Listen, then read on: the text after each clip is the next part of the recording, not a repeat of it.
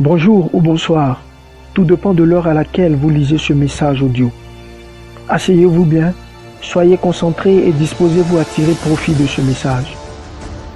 Nous sommes à notre séance intitulée « Quelque chose de bon peut-il sortir de moi ?»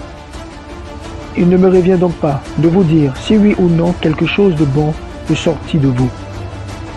Mais je crois qu'à la fin de cet audio, vous trouverez la réponse à cette question. Nous avons tendance à entendre des personnes dire que les choses leur arrivent par hasard.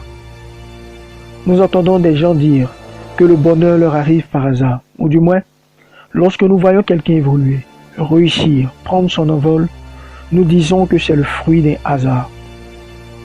En réalité, le hasard n'existe pas. Tout ce que nous vivons chaque jour est le fruit d'une programmation. C'est le fruit d'un mécanisme parfois incontrôlé, insaisissable. 1. La programmation mentale. Avant de vous parler de programmation mentale, il faut savoir qu'il y a certaines programmations qui ne dépendent pas de nous. Comme respirer, naître ou mourir, se réveiller chaque matin.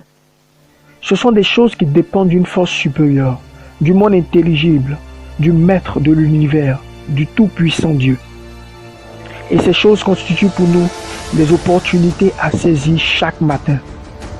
Et nous devons lui rendre grâce pour cela, parce que c'est immérité. Ça ne dépend ni de nos forces, ni de nos actions, ni de notre sainteté, ni de notre volonté, ni de notre bonté, mais de Dieu. Et il y a cette programmation qui dépend de nous. C'est de cela qu'il s'agit aujourd'hui. Il s'agit donc de notre programmation mentale. Tout ce que nous pensons, tout ce que nous concevons ou que nous acceptons prend forme non seulement en nous, mais aussi autour de nous.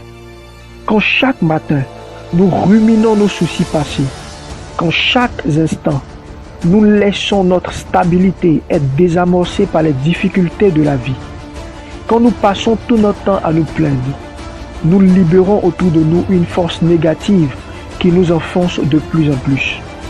La Bible n'a-t-elle pas dit à ce propos, en Proverbe 18, le verset 21, « La vie et la mort sont au pouvoir de la langue. Quiconque l'aime en mangera de ses fruits. » Ce qui signifie que nous nous nourrissons de ce que non seulement nous professons, et de ce à quoi nous croyons le plus fermement. Vous devez comprendre que la vie fonctionne avec un équilibre parfait.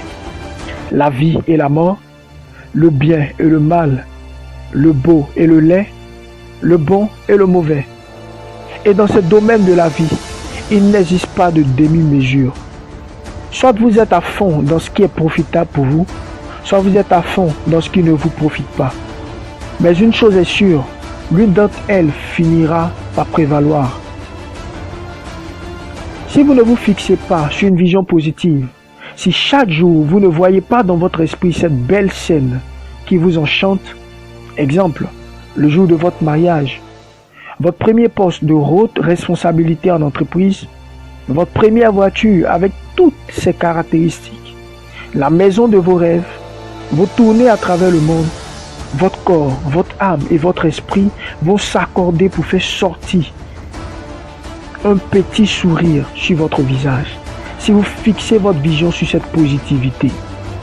C'est dans ce sens que André Agassi, joueur professionnel de tennis américain de 1986 à 2006 et qui est aussi auteur, citait: « C'est à l'âge de 10 ans que j'ai gagné le Wimbledon et c'était dans ma tête. » Aujourd'hui, qui pourrait dire le contraire sur son succès hors pair? Le Wimbledon, pour ceux qui ne le savent pas, est un tournoi de tennis. Par contre, si vous vous concentrez sur vos insuffisances, les moqueries d'autrui, les humiliations, les douleurs, la trahison, l'échec, votre corps, votre âme et votre esprit s'accorderont également. Mais cette fois-ci, non pas pour vous faire du bien, mais pour vous enfoncer de plus en plus dans le chagrin. 2. Le chagrin. Savez-vous que le chagrin tue beaucoup plus vite que certaines maladies incurables? Savez-vous que le chagrin est la cause de beaucoup de fléaux et de suicides? En mai 2018 au Texas, dans le lycée de Santa Fe, un adolescent de 17 ans abat 10 élèves de sa classe parce qu'il subissait les railleries, parce qu'il subissait les méchancetés. 2 mois plus tôt, en Floride, c'est un jeune de 19 ans qui fait 17 victimes. En Europe, le taux de suicide augmente chaque année. Et selon Science et Avenir, la France est reconnue comme la chef de file. Ne pensez pas que nous sommes épargnés par les conséquences liées aux blessures de la vie. Ni les USA, ni l'Europe, ni l'Asie, ni l'Afrique n'est épargnée.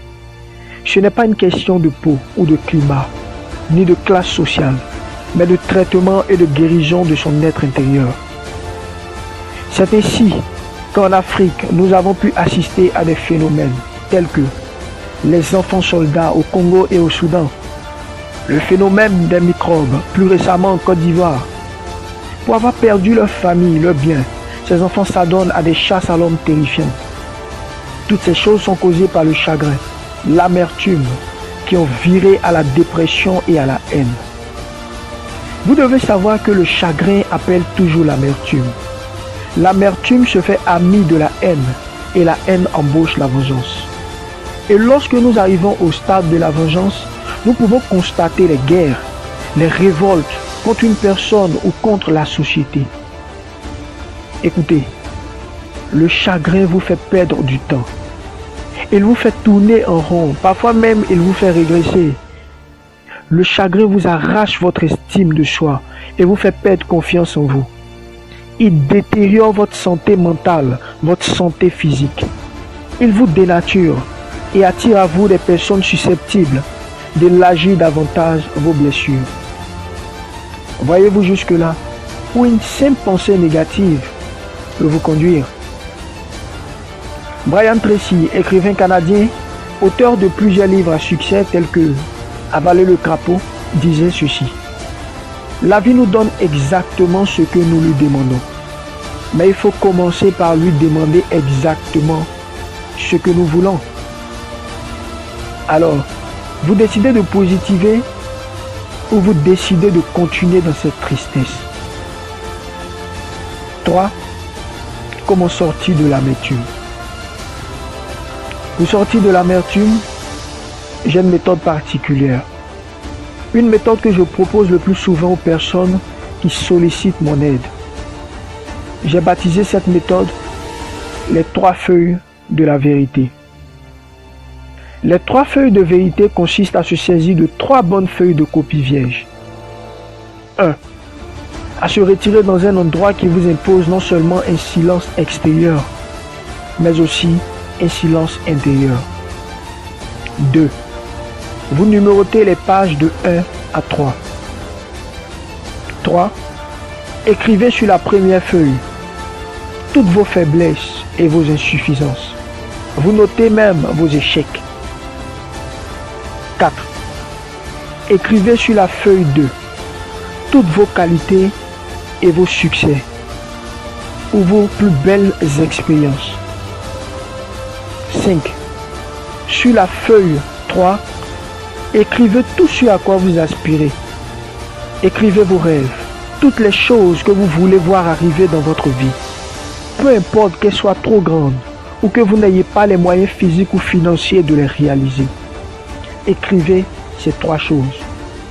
Et lorsque vous finissez de noter toutes vos faiblesses, lorsque vous finissez de noter vos échecs, lorsque vous finissez de noter vos qualités, lorsque vous finissez de noter vos succès, lorsque vous finissez de noter vos rêves, vos aspirations, vous allez maintenant commencer par la première feuille sur laquelle est notée toutes vos faiblesses. Vous allez lire cette feuille, de la plus grande faiblesse à la plus petite, et vous allez la mettre de côté. Vous allez constater que pendant que vous êtes en train de lire la feuille numéro 1, la feuille sur laquelle est marquée vos faiblesses, pendant que vous êtes en train de vous concentrer sur cette feuille, vous n'avez pas le temps de voir la feuille 2, sur laquelle est marquée vos qualités et vos réussites. Vous n'avez également pas le temps de chercher, de penser à matérialiser la feuille 3. Et lorsque vous finissez, vous mettez cette feuille de côté. Et vous prenez la feuille 2. Lorsque vous prenez la feuille 2 sur laquelle est marquée vos qualités, ou sur laquelle sont marquées vos qualités, sur laquelle sont marquées vos réussites, vous constatez que votre âme est en train d'être illuminée par une certaine joie. Votre cœur est en train d'être rempli d'un certain amour, d'une certaine vie. Et vous n'avez même plus le temps de vous concentrer sur la feuille numéro 1 qui porte vos échecs, qui porte vos faiblesses. Vous êtes concentré sur la feuille de l'espoir, qui est la feuille numéro 2, sur laquelle est basée vos forces. Et vous êtes capable même de vous saisir de cette feuille numéro 2 pour atteindre la feuille numéro 3 sur laquelle est basé vos rêves. Et lorsque vous arrivez à la feuille 3, vous constatez que vous n'avez plus de temps pour la feuille 1, mais vous avez encore du temps pour la feuille 2. Écoutez, la vie est faite ainsi. Plus vous passez votre temps à vous concentrer sur vos échecs, à vous concentrer sur vos infirmités, vous n'avez pas le temps de voir vos qualités. Vous n'avez pas le temps d'aimer, de croire en vos rêves. Cessez de vous concentrer sur vos qualités, sur vos défauts. Ou si vous voulez, saisissez-vous de vos défauts pour vous élever davantage. Ne les prenez pas comme un échec. Faites comme Thomas Edison qui disait « J'ai trouvé 1000 moyens de ne pas réussir et un seul moyen de réussir. » Alors Thomas Edison ne dit pas « J'ai échoué 1000 fois ». Non, il dit « J'ai trouvé 1000 moyens de ne pas réussir, mais un moyen de réussir. » Alors ces 1000 moyens pour lui sont pour lui une découverte. Si vous découvrez tous vos faiblesses, si vous découvrez toutes vos insuffisances, vous êtes capable de les travailler et d'en faire des qualités. Parce que vos rêves, vous allez obligatoirement les réaliser. 4. Comment passer de ses faiblesses à la matérialisation de ses rêves? Selon Jim Rohn, philosophe chrétien, je cite, « Vous n'atteindrez pas tous les objectifs que vous vous êtes fixés, mais vous n'atteindrez pas ce que vous ne vous êtes pas fixé. » Ce qui sous-entend que vous devez désormais marcher par objectif. Fixez-vous des objectifs à court, à moyen et à long terme. Donnez-vous des challenges à relever. Faites ce que vous n'avez pas l'habitude de faire. Faites ce que vous avez l'habitude de fuir. Lire chaque jour ses anciens exploits. Visualisez chaque jour ses rêves. Gardez les yeux fixés sur l'objectif. Battez-vous avec acharnement. Prenez les choses en main. Ne remettez plus rien à demain. Pardonnez les souffrances endurées, les injures, les humiliations. Battez-vous sans vous arrêter. Car ceux qui sont arrivés au sommet ont juste décidé de ne rien relâcher. Ce que vous appelez hasard est le fruit de beaucoup de préparation, de sacrifices, de douleurs, de veille, de recherche, d'apprentissage, mais aussi le fruit de beaucoup de prières et de foi. Pensez-vous à l'instant, après m'avoir écouté, que quelque chose de bon peut sortir de vous? Si oui, battez-vous. C'était Charles Kwame, votre ami fidèle. Merci et que ce message circule à travers le monde. Partagez-le à ceux qui ont soif de réussir. Partagez-le à ceux qui sont désespérés.